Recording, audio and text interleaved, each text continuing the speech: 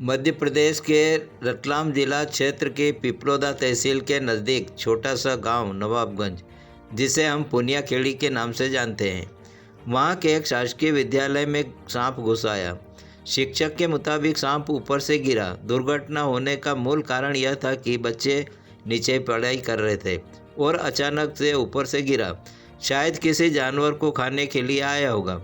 अफरा तफरी के बीच बच्चों को बाहर निकालकर ग्राउंड में बिठाया और पिपलोदा के शिक्षक एवं सर्प मित्र गणेश मालवी को तुरंत सूचना दी गई।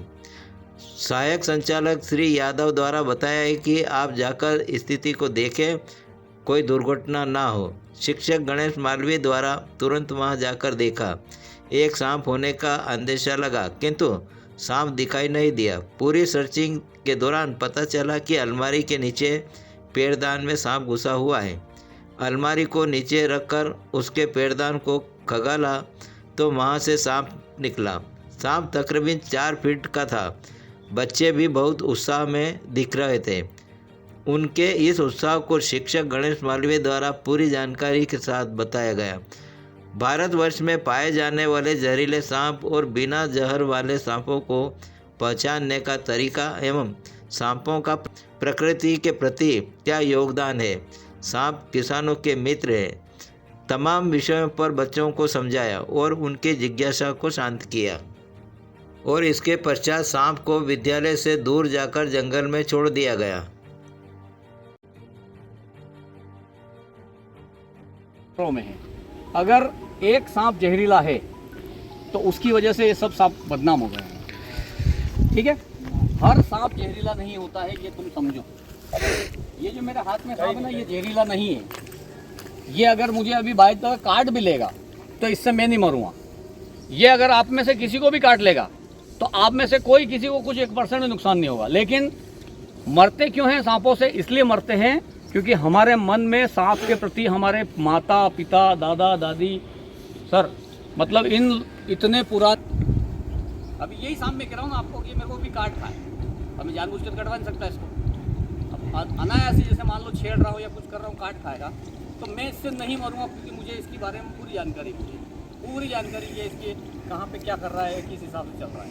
अभी मैंने इसका मुंह इसलिए पकड़ रखा है क्योंकि आपको मैं अभी जानकारी दे रहा हूँ ना, तो इसका अभी मुंह छोड़ दूंगा तो ये भी हलचल करेगा, इधर चलेगा इधर जाएगा, तो उनको बताने नहीं देगा ये। ठीक है, तो ये चीज़ें।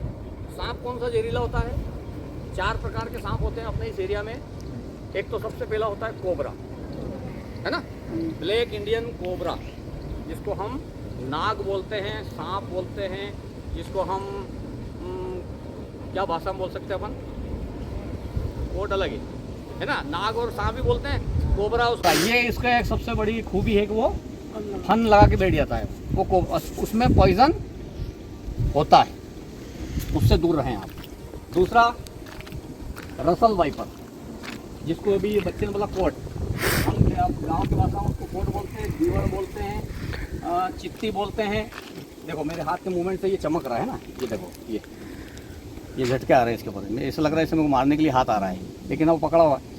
उसको बोलते हैं, देखो है ना, इसको गुस्सा आ रहा है क्योंकि इसकी सांस की नली मेरे हाथ में ना, इसको थोड़ी थोड़ी सांस देने के लिए भी छोड़ना पड़ रहा है, हल्का हल्का सा ढीला कर रहा हूँ इसको मैं, ये सांस ले रहा है, ये देखो ये मुँह काटने कर रहा है ना। तो ये चीज़ें क्या है, उसको बोलते हैं रसल वाइपर। विश्व का सबसे जहरीला सांप कौन सा है? Russell viper. लेकिन रसल वाइपर के पहले एक नंबर और आता है जिसका मैं अभी डिस्कस करूँगा। रसल वाइपर के अंदर ह्यूमन मार दें इसको अपन, है ना। अब वो क्यों मारना आता, थोड़ा क्वेश्चन करो मेरे साथ, क्यों मारते हैं, क्यों मारते हैं भाई? ये सांप है, मार रहे थे, काट खा जाता है। सबसे बड़ी बात ये है कि सांप काट खा जाता है। काट खा जाता है क्या होता है फिर?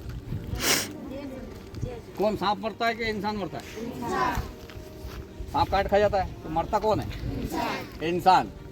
इसलिए हम इसको मार। अब मेरी बात को ध्यान सुनना, कोई 2 व्यक्ति हैं, है ना, अब 2 में से एक व्यक्ति खराब है। कौन है? एक व्यक्ति खराब है जिसके पास कोई लेना देना, लड़ाई झगड़ा मारकूट, इस तरीके से वो ऐसी गतिविधि करता है कि जिसको वाकई में पुलिस को देने की जरूरत है, इसको पकड़ जाओ। तो क्या उसकी वजह से हम सब बच्चों को बदनाम कर सकते हैं? पूरे इंसानों को सबको कह सकते हैं कि नहीं यार ये सभी खराब होंगे? कोबरा के काटने से आदमी का जो सिस्टम है, जैसे हम यहाँ हाथ लगा रहे हैं, यहाँ दुखता है, है ना। जैसे मान लो इस लड़के को मैंने जैसे मान लो यहाँ हाथ लगाया तो इसको महसूस होता है, तो उस सिस्टम को बोलते हैं हम न्यूरो सिस्टम। क्या बोलते हैं? Neuro system. और न्यूरो सिस्टम काम कैसे करता है? ब्रेन से। तो जब कोबरा काटता है तो वो आपके शरीर में एक टॉक्सिन पैदा करता है, अंदर डालता है पॉइजन। वो कौन सा होता है? कौन सा होता है? न्यूरोटॉक्सिन। हमारे नर्वस सिस्टम को खत्म कर देता हो। मतलब कैसा? आप कभी ऐसे टांग पे टांग रख के बैठते हो, वैसे एक पैर सुन हो जाता है, ऐसे ऐसा लगता है चींटियां चल रही हो और हाथ है ही नहीं, पैर है ही नहीं, बस ऐसा पूरा शरीर हो जाता है। आंखें दिखती कि हाँ बस है, कोई उठा ले हमको, ठीक है, हाथ को हिला दे, लेकिन हिल नहीं पाता है वो। उसको पूरा शरीर पैरालाइज हो जाता है, कुछ भी हाथ पैर मूवमेंट नहीं करता। ये किससे होता है? कोबरा से। और ह्यूमोटॉक्सिन किसमें होता है? Russell viper. उससे काटने के तुरंत बाद में 101% अगर इलाज नहीं हुआ है, मरना तय। मरना तय है। क्यों? क्योंकि वो इतना स्लो पॉइजन है कि काटने के 3-4 घंटे तक तो पता ही नहीं चलने देगा कि हमको कुछ काटा है, और अचानक से शॉक देगा, वो खत्म। ये हो गया आपका कॉमन करेत। उसकी पहचान बता देता हूँ। ऐसे ही बड़ा रहता है, ये थोड़ा बड़ा है, ये साइज रहती है इसकी, पीछे वाली साइज रहती है। पूरा सांप इतना बड़ा रहता है, ये इतना ही बड़ा रहता है, और पूरा ब्लैक कलर का होता है, पूरा ब्लैक। मतलब वो बच्चे ने टी शर्ट पहन रखा ना, ये इधर पहन रखा समर्पण में, ऐसा ब्लैक रहता है। उसके ऊपर सफ़ेद सफ़ेद लाइनिंग होती है, 1-2 इंच में लाइनिंग होती है। उस लाइनिंग से आप ये कंप्लीट जान सकते हो कि ये करेत। और इससे हमको लाखों करोड़ों किलोमीटर दूर रहना है। समझ रहे हो कि 2 फीट नहीं, बहुत दूर रहना, मतलब जाना ही नहीं उसकी तरफ। और जो भी ऐसे हो मेरे जैसा को पकड़ने वाला समझदार व्यक्ति, ऐसा नहीं कि वो भी निपट जाए उसके चक्कर में, उससे हटवा दो। उसके बाद अगला आता है सा स्कल्ड वाइपर, है ना।